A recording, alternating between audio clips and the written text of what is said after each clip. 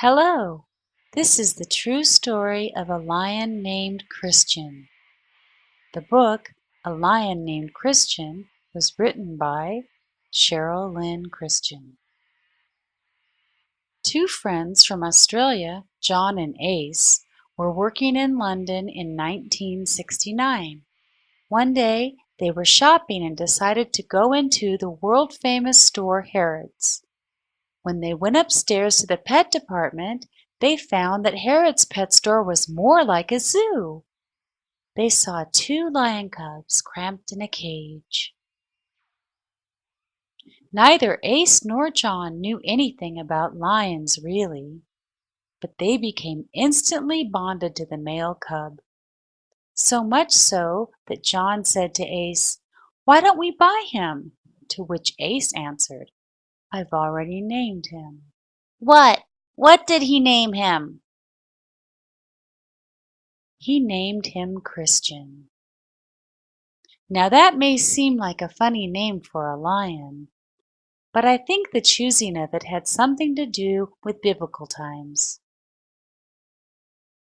Well, bringing a lion home in the first place would be a complicated venture, and John and Ace were only working in London and did not have a permanent residence. But still, they were infatuated with Christian, and after the other cub sold, they simply could not stand to leave him there alone. They knew that they might only be able to keep him for a few months as he would get very big, very fast, but that did not matter to them. So they decided that they would give him the best life a lion cub could have for as long as he could stay with them. With great determination, they decided to ask the shop where they were working if they could keep a lion cub, and surprisingly, they said yes. Then they actually found a nearby church that was willing to help them, and John and Ace got permission from the vicar to allow Christian to run and play in the garden. Now, after meeting all of the requirements at that time to have a lion in London, they could go to Harrods and buy Christian. Christian grew rapidly. He lived in a shop which sold furniture and other things, and he loved to play. He was calm and even-tempered, but he needed a lot of attention, and he loved to hug John and Ace or climb up on their laps.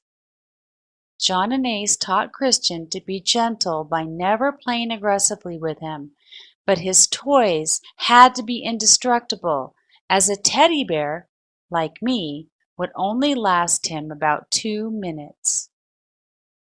They fed him raw meat and big raw bones, which eventually became very expensive as his appetite grew with him. People came from all over to see him once the word got out, but really, Christian did not know that he was a lion, as Ace and John had kept it a secret from him. After all, what would they do if Christian actually started behaving like a lion? Eventually, Christian simply became too large for the shop in London, so Ace and John moved to the countryside with him. But soon after, they realized that Christian should have the opportunity to live in the wild and be free.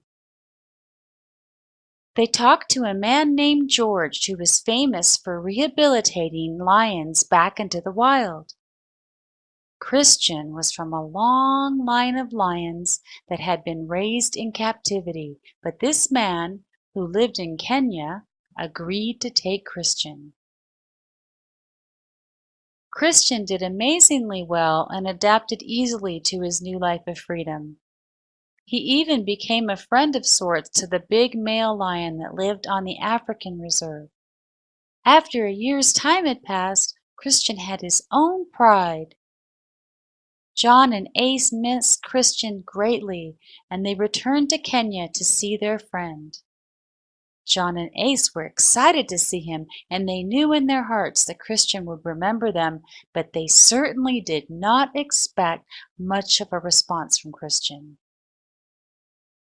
After all, he knew that he was a lion now.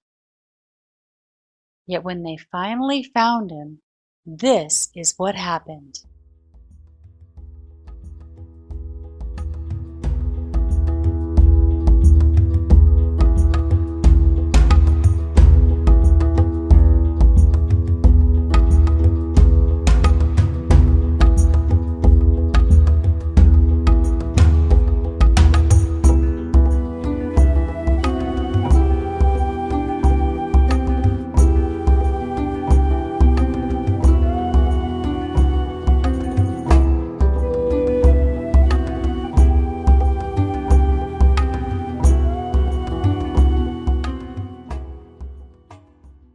Christian ran to Ace and John and hugged them tight, just as he had before, and then he brought a lioness to meet his friends too.